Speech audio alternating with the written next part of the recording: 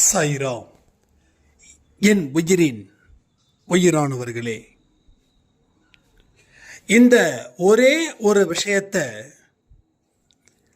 நீங்க நம்பிக்கையோட மனப்பூர்வமா செஞ்சிட்டீங்க அப்படின்னா உங்க வாழ்க்கையில நீங்க நினைச்ச அத்தனை காரியத்தையும் நம்ம சாயப்பா செய்து முடிப்பார்.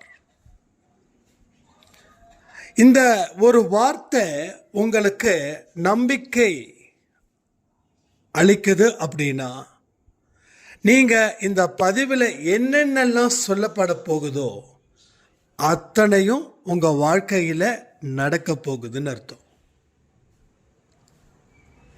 இன்னைக்கு ஒரு தியானத்தில் இருக்கும்போது சாயப்பா எனக்கு சட்டுன்னு சொன்ன ஒரு விஷயத்தை பற்றி தான் இந்த பதிவு.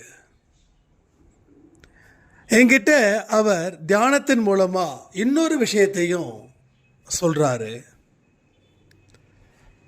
இந்த அன்பே சாய் குடும்பம் என்னால உருவாக்கப்பட்டது.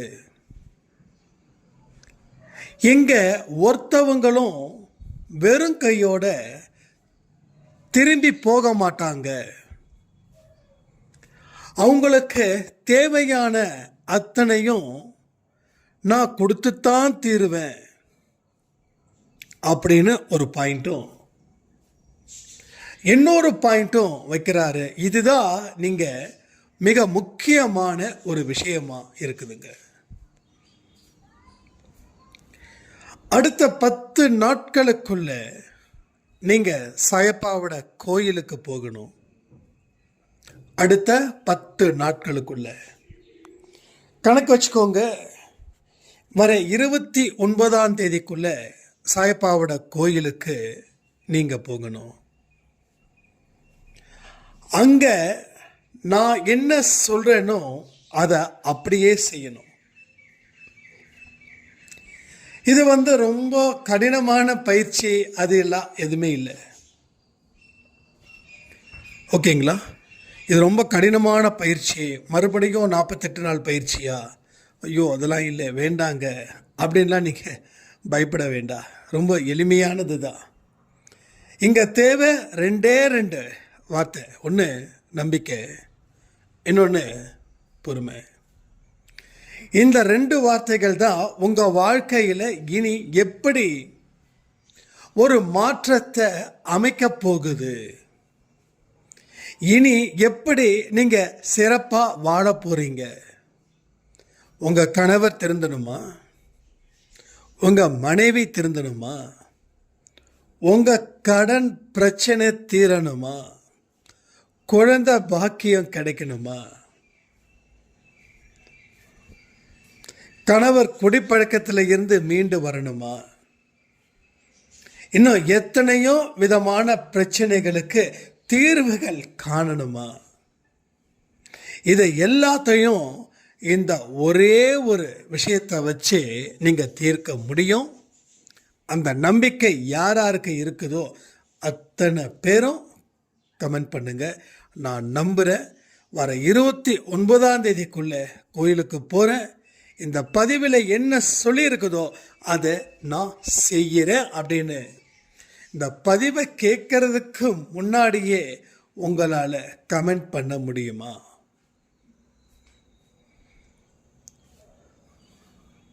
அப்படி கமெண்ட் பண்ண முடியும் அப்படின்னா இப்போவே நான் உங்களுக்கு எழுதி கொடுக்குறேன். அடுத்த 6 மாதத்துக்குள்ள தீர்க்கவே முடியாத பல ஆண்டுகளா இருந்த பிரச்சனைகளுக்கு தீர்வும் முற்றுப்புள்ளியும் ஒரு தெளிவும் கிடைக்கும். அதன் மூலமா மிக பெரிய மன நிம்மதியும் அது கொடுக்கும். அதன் மூலமா வெற்றியும் சந்தோஷமும் பெருகும். இதுல எந்த மாற்றமும் இல்லை.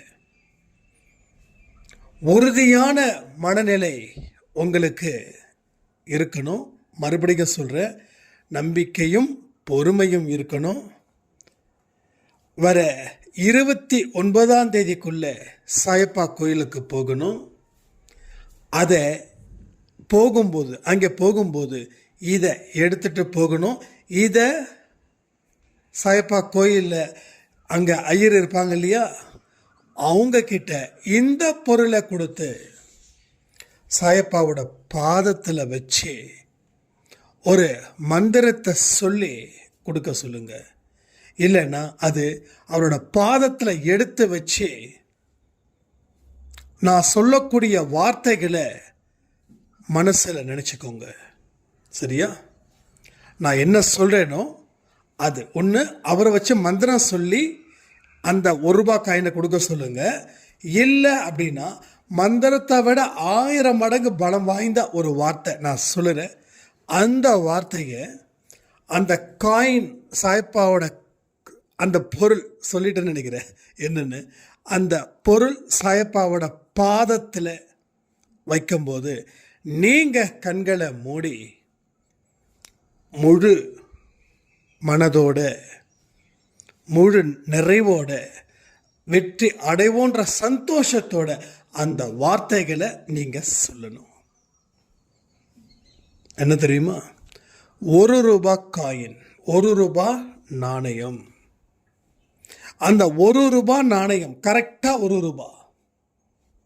அந்த ₹1 நாணயத்தை சாயப்பா கோயிலுக்கு எடுத்துகிட்டு போயிட்டு அவங்கக்கிட்ட எனக்கு மந்திரம் ஏதாவது ஒரு மந்திரத்தை சொல்லி கொடுங்கன்னு சொல்லுங்க.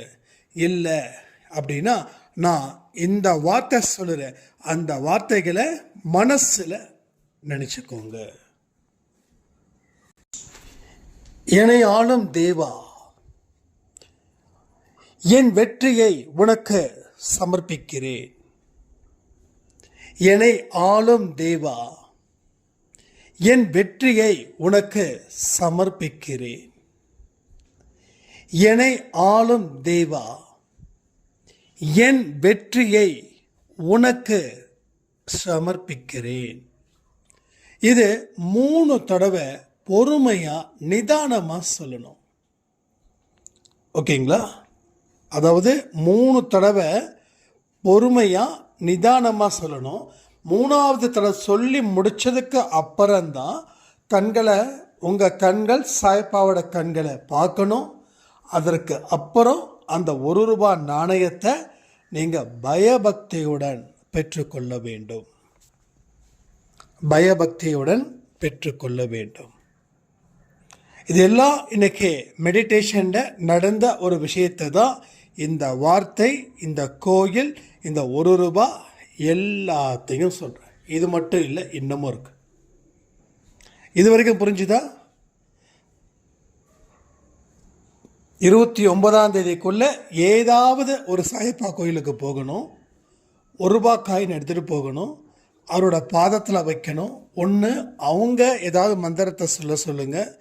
இல்லை அப்படின்னா இந்த வார்த்தையை 3 தடவை உச்சரிக்கணும். எப்போ? சாயப்பாவுடைய பாதத்தில் இந்த ₹1 காயின் இருக்கும்போது 3வது தடவை உச்சரித்து முடித்தவுடன் சாயப்பாவுடைய கண்களை பார்த்து வணங்கி அதற்கு பிறகு அந்த ₹1 நாணயத்தை அந்த ஐயர்கிட்ட இருந்தோ இல்லை அங்கே இருக்கிறவங்க கிட்ட இருந்தோ வாங்கி அதை வணங்கி வேறு ஒரு ₹1 நாணயத்தை அங்கே இருக்கிற உண்டியலில் நீங்கள் போட்டு பூஜிக்கப்பட்ட ₹1 இல்லை, வேறு ஒரு நாணயத்தை 2 நாணயத்தில் எந்த நாணயம் பூஜைக்கு அப்படின்னு சொல்லியோ அந்த நாணயத்தை பூஜைக்கு கொடுங்க. இன்னொரு நாணயத்தை சாயப்பாவோட கோயில் உண்டியலில் போடுங்க. போட்டுட்டு அதுக்கப்புறமா நீங்கள் வீட்டுக்கு வந்துடுங்க. வீட்டுக்கு வந்துட்டு அந்த ₹1 காயின் இருக்கு இல்லையா, அந்த காயினை நீங்கள் உங்கள் பூஜை ரூமில் சாயப்பா கிட்ட இல்லை வேறு அந்த பூஜை ரூம்குள்ளேயே ஏதாவது ஒரு செவுத்தில் அங்கே ஒட்டி வச்சுருங்க. அங்கே அந்த ₹1 நாணயத்தை ஒட்டி வச்சுருங்க. அதற்கு தேவையான மஞ்சள், குங்குமம் இதையும் வச்சிடுங்க. நீங்கள் சாயப்பாவை வணங்கிட்டு அந்த நாணயத்தை பார்த்தும் வணங்குங்க. இந்த 3 வரிகளை சொன்ன இல்லையா, இது அங்கேயும் அந்த வார்த்தை வந்துக்கிட்டே இருக்கணும். அது காலையிலையும் ஈவினிங்கும் அந்த வார்த்தை அந்த காயினை பார்க்கும்போது பயபக்தியுடன் வணங்க வேண்டும். உங்களோட பிரச்சனைகள் என்ன இருக்குதோ அது அடுத்த 6 மாசத்துல கழிய போகிறது. அடுத்த 6 மாசத்துல உங்களுக்கு எத்தனையோ எதிரிகள் இருக்கலாம். ஒவ்வொரு எதிரிகளும் உங்களை அழித்து கொண்டிருக்கிறார்கள் இல்லையா, வாழ வழிவிடாம தடுத்து கொண்டிருக்கிறார்கள். அவர்களுக்கு நல்ல ஒரு பதில இந்த ₹1 காயின்னு செஞ்சு கொடுக்கும். இது திரும்பவும் சொல்றேனே, இது மூட நம்பிக்கை. என்ன நீங்க இப்படி ஆயிட்டீங்க அப்படின்னு கேட்கலாம். டெஃபினட்டா இது மூட நம்பிக்கை இல்லை. இது கடவுள் மீது இருக்கக்கூடிய நம்பிக்கையும் உங்கள் மீது இருக்கக்கூடிய நம்பிக்கையும் தான் அந்த ₹1 காயின். அது கடவுளால் ஆசீர்வதிக்கப்பட்டதால அது புனிதமான ஒரு காயினா, ஒரு நாணயமா மாறிவிட்டது.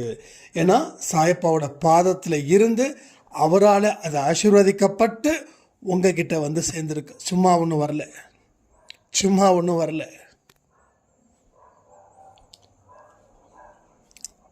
சும்மா வந்தால் அது ஒன்றும் இல்லை. ஏன்னா இது ஏகப்பட்ட விஷயத்தை வச்சு தான் அந்த ₹1 காயினுக்கு பவர்.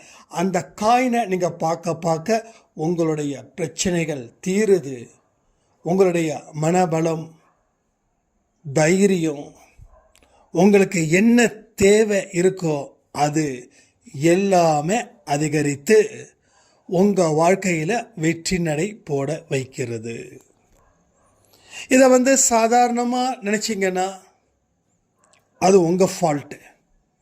இதை ஒரு பெரிய விஷயம் என் வாழ்க்கையில் கண்டிப்பாக நடக்க போகுது அப்படின்னா இந்த பதிவு ஒரு சொர்க்கத்தில் வாழ்வதற்கு உண்டான ஒரு பதிவு. நம்ம நம்புறதை நம்பாமலும் நம்பாததை நம்புறதாலையும் தான் வரக்கூடிய பிரச்சனைகள் இது எல்லாமே. புரியுதுங்களா?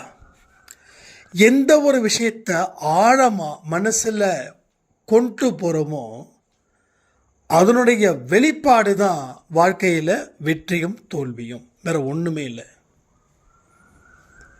அப்போ இன்னைக்கு இது ஆசீர்வதிக்கப்பட்டது. அதனால் உங்கள் மைண்டுக்குள்ள ஒரு சாயப்பாவை பற்றி ஒரு கற்பனை பண்ணி வச்சுருக்கீங்க. அவர் எப்படிப்பட்டவர்னு கற்பனை பண்ணி வச்சுருக்கீங்க. அவர் எதையெல்லாம் செய்வார்னு கற்பனை பண்ணி வச்சுருக்கீங்க. இதை எல்லாத்தையும் நீங்கள் கற்பனை பண்ணி வச்சிருக்கிறதால அது உங்கள் வாழ்க்கையில் நிஜமாகவே நடக்கப் போகிறது. 6 மாதம் திரும்பவும் சொல்கிறேன், எனக்கு பக்கா கான்ஃபிடென்ட். என்னோட நம்பிக்கை என்றைக்குமே வீண் போகாது. நம்ம என்னென்ன பயிற்சிகளை சொல்லியிருக்கோமோ அத்தனை பயிற்சிகளையும் முழு மனதோட நம்ம சொல்லக்கூடிய ரூல்ஸை ஃபாலோ பண்ணி அவங்க இன்னும் ஜாஸ்தி செஞ்சாங்க அப்படின்னா பெரிய பெரிய மிராக்கல் இங்கே நடந்துக்கிட்டு தானே இருக்குது. ஏகப்பட்ட மிராக்கல் நடந்துக்கிட்டு தானே இருக்குது. என்ன ஒரு விஷயம், ஃபார் எக்ஸாம்பிள் 1000 பேர் பதிவை கேட்டால் 10 பேருக்கு தான் பெரிய மிராக்கல் நடக்குது. மீதி எல்லாருக்கும் ஒரு ஆறுதல் பரிசு போல ஏதோ ஒன்று கிடைக்குது. அதாவது யாராருக்கு எந்தெந்த அளவில் நம்பிக்கை இருக்கோ அவங்கவுங்களுக்கு அந்தந்த வகையில் தான் நல்ல விஷயங்கள் நடந்துக்கிட்டு இருக்குது. யாராருக்கு எந்த அளவில் நம்பிக்கை இருக்கிறதோ. நீ 1 மணி நேரம் உழைச்சா ₹100, 2 மணி நேரம் உழைச்சா ₹200, 10 மணி நேரம் உழைச்சா ₹1000. அப்போ எத்தனை மணி நேரம் உழைக்கிறாங்கன்றதை பொறுத்து அவங்களுக்கு வருமானம் இல்லையா?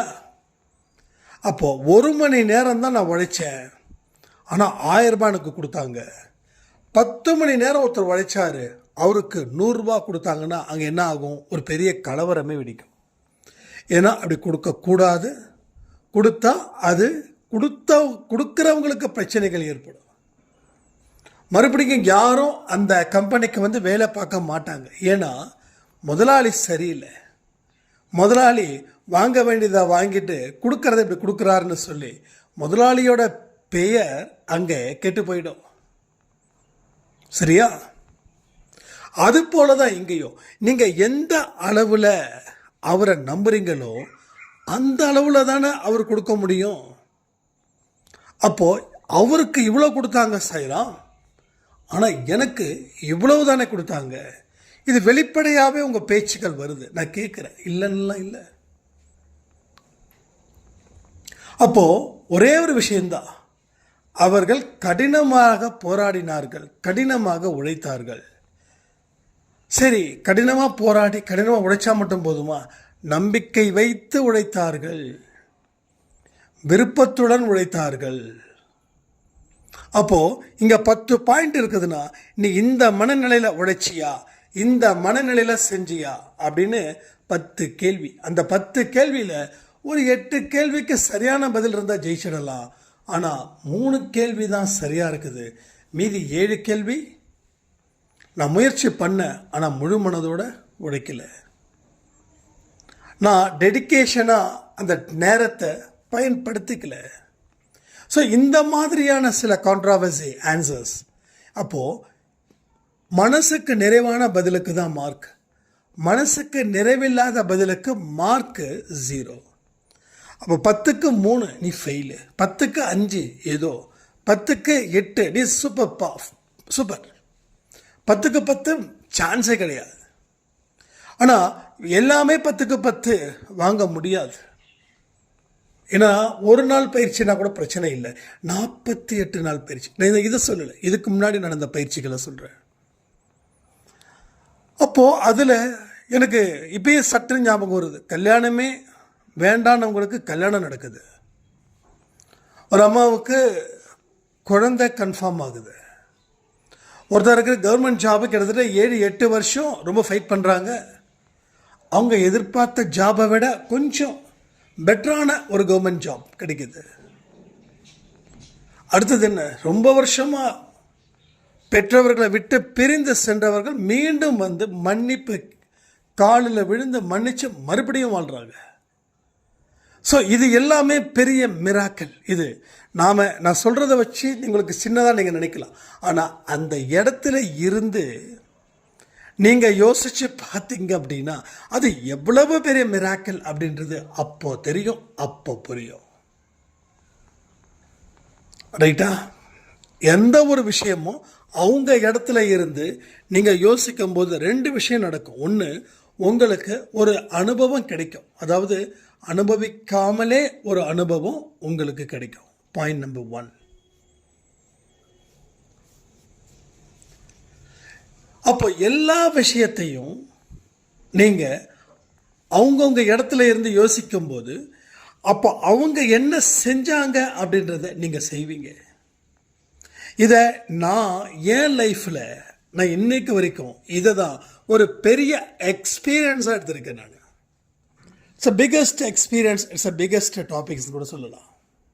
ஸோ அந்த மாதிரி அப்போது இதையும் நீங்கள் எடுத்துக்கிட்டிங்கன்னா நீங்கள் என்ன பிரச்சனைகளை மாட்டி முழிச்சுக்கிட்டு எந்த நிமிஷம் வரைக்கும் வெளியில் வர முடியலன்னு சொல்லி ஏங்கிக்கிட்டு இருக்கீங்களோ அது அடுத்த 6 மாதத்தில் அந்த பிரச்சனைகள் முடிவுக்கு வரும். திரும்பவும் கேட்குறேன், எத்தனை பேர் முழு மனதோட இதை நான் ஏற்றுக்கொள்கிறேன்? கண்டிப்பாக இந்த 1 ரூபாய் நாணயம் என்னுடைய வாழ்க்கையை மாற்றப்போகுது அப்படின்னு சொல்கிறவங்க கமெண்ட் பண்ணுங்க. இல்லை இந்த பதிவை இன்னொரு தடவை கேட்டுட்டு அதுக்கப்புறமா நான் கமெண்ட் பண்ணுறேன் அப்படின்னு சொல்கிறவங்களும் கமெண்ட் பண்ணுங்கள். ஏன்னா ஃபஸ்ட்டு சொல்கிறவங்கள விட 2வதாக சொல்கிறாங்களே அவங்களுக்கு உண்மையில் ஒரு பெரிய சல்யூட். ஏன் தெரியுமா? தீர ஆலோசித்து நான் முடிவு பண்ணுறேன் அப்படின்னு. நீங்கள் நினைக்கலாம் அந்த 1 ரூபாய் காயினால் என்ன மாறிட போகுது, ஏன் 2 ரூபா காயின் வைக்க முடியாதா, 3 ரூபா காயின் வைக்கக்கூடாதா, 10 ரூபாய் நோட்டு வைக்கக்கூடாதா?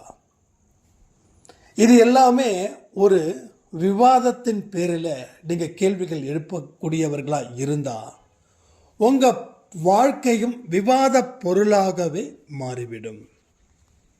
சாய்ப்பா சொல்கிறாருங்க, என்ன சொல்கிறாரு, என்ன சொன்னார்னா, எதையுமே சந்தேகம் இல்லாமல் ஏற்றுக்கொள், சந்தேகத்தோடு ஏற்றுக்கொள்ளாத. அப்போது இதில் இந்த 1 ரூபாயில் உங்களுக்கு பெரிய செலவு இல்லை. ஒரே 1 ரூபாய் செலவு பண்ணால் மொத்த பிரச்சனையும் தீர்க்கலாம். அதாவது நீங்கள் கோயிலுக்கு போடக்கூடிய உண்டியலில் இருக்கக்கூடிய ரூபாய் 1 ரூபாய். அப்போ இந்த 1 ரூபாயில் செய்ய முடியுமா? எஸ், எல்லாமே செய்ய முடியும். அதை திரும்ப திரும்ப பார்க்கறதன் மூலமாக அதில் இருக்கக்கூடிய ஒரு வைப்ரேஷன் உங்களுடைய ஆழ் மனசில் போயிட்டு நிற்கும். இது எல்லாமே நடக்கும். நான் இப்போ கூட சொன்னேன், ஒரு 3 நாளைக்கு முன்னாடி கூட, 100வது நாளில் உங்களுக்கு வெற்றி கிடைக்கும். நம்ம என்ன தெரியுமா பண்ணுறோம், ஒரு ஆடியோவை கேட்குறோம், கேட்டுட்டு அப்போ மட்டும் நல்ல ஒரு சூப்பராக ஒரு வைப்பில் வச்சுருக்கோம். அதுக்கப்புறம் என்ன 100வது நாளா எப்பப்பா சொன்னார் அப்படின்னு யோசிக்க ஆரம்பிக்கிறோம். அப்போ நீங்கள் கேட்டது பெயரளவுக்குத்தான். புரியுதா உங்களுக்கு? இப்போ புரிஞ்சுக்கலாம். நீங்கள் ஒரு ஆடியோவை, இதை மட்டும் இல்லை, அன்பேசாய் ஆடியோ மட்டும் இல்லை, ஏதாவது ஒன்று எதை நீங்கள் கேட்டாலும் அதை பெயரளவுக்கோ இல்லை கேட்டு ஆகணுன்ற கட்டாயத்தின் பேரில் தான் கேட்குறீங்க. ஆனால் முழு மனதோட கேட்கல. இங்கே சில நேரத்தில் மறுவழிபரப்பு ஆடியோ நம்ம பேர் சொல்லாமல் டக்குன்னு விஷ்ணுசாரை மறந்து, வழக்கம் போல் மறந்து போட்டுருவார். அப்போது நிறைய பேர், ஆனால் இது மறுவழிபரப்பு ஏற்கனவே போட்டது தானே அப்படின்னு, என்றைக்கோ போட்டதாக இருக்கும் 2 வருஷத்துக்கு முன்னாடி. அப்போது அவங்க யோசிக்கிறாங்க, கேட்குறாங்க அப்படின்னா, அப்போ அந்த பதிவை அவங்க எந்த அளவுக்கு அவங்க ஆழ் மனசில் வச்சிருக்காங்கன்னு அர்த்தம். ஸோ அந்த மாதிரி தான் நாம் செயல்படணும். அப்படி செயல்பட தான் வாழ்க்கை ஒரு நல்ல வளர்ச்சி பாதையில் அது அழைச்சிக்கிட்டு போகும். நல்ல பாதையில் அழைச்சிக்கிட்டு போகும். இதை எப்போ நீங்கள் உணர்றீங்களோ அப்பொழுது உங்கள் வாழ்க்கையில் எல்லா நன்மைகளும், சகல நன்மைகளும் உங்களுக்கு கிடைக்கும். உங்கள் வாழ்க்கையில் வெல்வதற்கு இந்த 1 ரூபாய் மிகப்பெரிய ஒரு இடத்துல இருக்க போகுது, வைக்க போகுது. அதற்கு தகுந்த வழிமுறைகளை ஏற்படுத்த போகுது. இது எல்லாமே நடந்தே தீரும். நடக்காததை பேசுவது அன்பேசாயுடைய நோக்கம், கொள்கை எதுவுமே கிடையாது. அதுக்கப்புறமா இந்த ஒரு வாரத்தில் நீங்கள் என்னென்ன பதிவுகள் கேட்டீங்க, என்னென்ன விஷயத்தை தொடர்ந்து செய்கிறீங்க அப்படின்றதையும் கமெண்ட் பண்ணுங்கள். ஏன்னா நிறைய விஷயங்களை கொஞ்சம் ரீகால் பண்ணாதான் உங்களுக்கும் அதனுடைய ஒரு கனெக்டிவிட்டி கிடைக்குன்றதுக்காக. சச்சரித்திரம் படிக்கிறீங்களா, மெடிடேஷன் பண்ணுறீங்களா, பிராணாயாமம், ஆரத்தி, இதெல்லாம் எந்தெந்த லெவலில் இருக்குது, யாரெல்லாம் தொடர்ந்து செய்கிறாங்க, ஒரே நேரத்தில் செய்கிறாங்க அப்படின்றதையும் நீங்கள் தயவு செய்து கமெண்டில் கமெண்ட் பண்ணுங்கள். உங்களுடைய ஒவ்வொரு பிரச்சனைகளும் தீர்ப்பது தான் அன்பேசாய் சாயப்பாவுடைய எண்ணம். அதில் எந்த மாற்று கருத்துக்கும் இடம் இல்லை. பலவிதமான நன்மைகள் நமக்கு இன்னைக்கு வரைக்கும் தடைப்பட்டு இருக்குதுன்னா அதுக்கு பல முக்கியமான விஷயங்களும் இருக்குது. எதிர்மறை எண்ணங்கள். இந்த எதிர்மறை எண்ணங்கள் கொண்டவர்கள் தான் ஆர்கியூமெண்ட் பண்ணக்கூடிய மனிதர்களாக வாழ்வார்கள். அவங்க தான் முடியாதுன்ற ஒரு விஷயத்தை ஏதேதோ சில பல வழிகளில் சொல்லிக்கிட்டே இருப்பாங்க. அப்போ அதையும் நாம் என்ன பண்ணணும், எல்லா விஷயத்தையும் யோசிக்கிறது போல் அதையும் யோசிக்கணும். நம்ம வாழ்க்கையில் எங்கெங்கெல்லாம் பிரச்சனைகள் இருக்குது, அதற்கு எப்படிலாம் தீர்வு காண்பது, இது எல்லாத்தையும் நம்ம அன்பேசாய் பதிவில் தொடர்ந்து சொல்லிக்கிட்டு தான் இருக்கோம். அப்போது அவருக்கு செய்ய வேண்டிய கடமைகளையும் செய்யணும், உங்களுக்கு தேவைப்படக்கூடிய கடமைகளும் நீங்கள் செய்யணும். இந்த 2 விஷயத்தையும் சரியாக செய்தால் மட்டுமே எங்கள் வாழ்க்கையில் உயர்ந்த நிலையை நீங்கள் அடைய முடியும். அற்புதங்களை பெற முடியும். அதிசயங்கள் தொடர்ந்து உங்கள் வாழ்க்கையில் நடக்கும். அதே போல் அன்பே சாய் டிஷர்ட்ஸ் யாருக்காவது வேணும் அப்படின்னா ஒரு 500 rupees கூகுள் பேக்கு பே பண்ணி அதை ஸ்க்ரீன்ஷாட் பண்ணி உங்களுடைய அட்ரஸ் கம்ப்ளீட்டாக எழுதுங்க. ஸோ போன வாரத்தில் ஒரு 30 பேருக்கு டிஷர்ட் அனுப்பியிருந்தோம். யாருக்கு வந்திருக்குதுன்றதை சொல்லுங்கள். வராதவங்க எனக்கு தனிப்பட்ட முறையில் எகெயின் ஸ்க்ரீன்ஷாட் எடுத்து எகெயின் உங்கள் அட்ரஸ் அதையும் எடுத்து அனுப்புங்க. வேறு யாருக்காவது தேவைன்னாலும் தயவு செய்து கேளுங்க. அதே மாதிரி இந்த 1ஆம் தேதி அன்னைக்கு 1ஆம் தேதி 10ஆம் தேதி வரைக்கும் சாப்பாடு இது வரைக்கும் ஐ திங்க் ஒரு 80 பேர் பக்கம் வந்திருக்குதுன்னு நினைக்கிறேன். பட் இது ரொம்ப கம்மியாக இருக்குது. ஏன் 2026 இவ்வளவு ஸ்லோ அப்படின்னு எனக்கு தெரியல. நீங்கள் கொடுக்குற விஷயத்தில் ஸ்லோவாக இருந்தால் கடவுளும் கொடுக்குற விஷயத்தில் ஸ்லோவாக இருந்துடுவாரோன்னு நான் பயப்படுறேன். அதனால் அதற்கு தகுந்த மாதிரி யோசனைகளை செய்யுங்க. ஃபுட்டு டொனேட் பண்ணுறதுக்கு உண்டான வழிகளை நீங்கள் பாருங்கள். ஏன்னா நீங்கள் எந்த அளவுக்கு கொடுக்குறீங்களோ அந்த அளவுக்கு கடவுள் உங்களுக்கு நீண்ட ஆரோக்கியமும் உங்கள் வாழ்க்கையில் தடைகள் இல்லாத ஒரு பெரும் வாழ்க்கையையும் அவர் கொடுப்பார்ன்றதை மனசில் வச்சுக்கிட்டு செயல்படுங்க. அதே போல் நாளைக்கு காலையில் மறுபடியும் 10 மணிக்கே பிரார்த்தனை நேரம் வருது. ஏன்னா இது சம்டைம்ஸ் யூடியூப்பில் நிறைய இஷ்யூஸ் போயிட்டுருக்குது. அதனால தான் அப்பப்போ கொடுக்குற ஆடியோ திடீர்னு காணாமல் போயிடுது. அதனால் அந்த பிரார்த்தனையை கொஞ்சம் டைம் ஆயிடுச்சு. அந்த ஒவ்வொரு நாளும் இரவு 10 மணிக்கு அந்த பிரார்த்தனைகளுக்கு நேரத்தை கொடுக்குறோம். ஸோ இது காலையில் 10 மணிக்கே உங்களுக்கு பப்ளிஷ் ஆகிற மாதிரி நான் பார்த்துக்கிறேன். ஏன்னா நைட்டு 10 மணிக்குன்னும் போது ரொம்ப லேட் ஆகுது. அதனால் அந்த நாளுக்கு உண்டான பிரார்த்தனையை என்னால் கலந்துக்க முடியலன்றாங்க. ஸோ அதனால் everyday night 10 o'clock special prayers இருக்குது. அந்த பிரார்த்தனையை ஃபுல்லாக கேளுங்க. சாயப்பா கிட்ட நம்பிக்கையோட பிரார்த்தனை பண்ணுங்கள். ரெண்டாவது, ஒருவேளை என்னால் பண்ண முடியல, நைட்டுக்கு நான் பண்ண முடியாமல் இருக்குமோ அப்படின்றவங்க யாராவது இருந்தீங்க அப்படின்னா அந்த ஆடியோவை மறக்காமல் முழுவதும் கேட்டு சாயப்பாக்க பிரார்த்தனை பண்ணிக்கோங்க சொல்லி இந்த பதிவை நான் முடிக்கிறேன். ஜெய் சாய்ராம்.